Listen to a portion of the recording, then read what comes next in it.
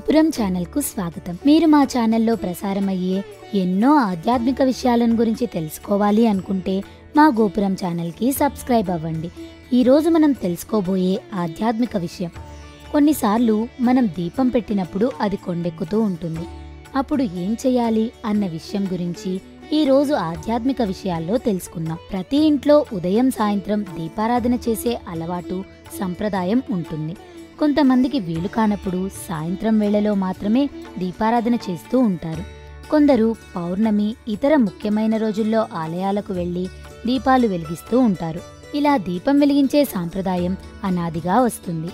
అయితే దీపానికి ఆవు నెయ్యి, నువ్వుల నూనె, ఆముదం ఎక్కువగా ఉపయోగిస్తారు. వేరుశనగ నూనెను దీపారాధనకు ఉపయోగించరాదు. దీపంలో 2 వత్తులు వేసి వెలిగించే సంప్రదాయం గురించి అందరికీ తెలిసిందే.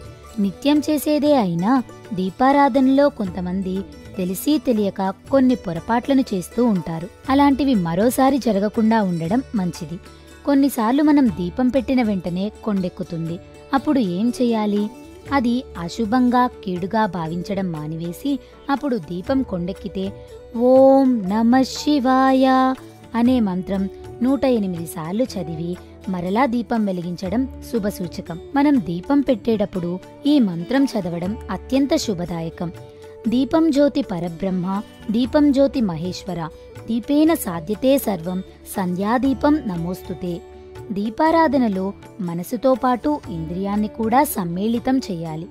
లోకా సమస్తా సుఖినో భవంతు.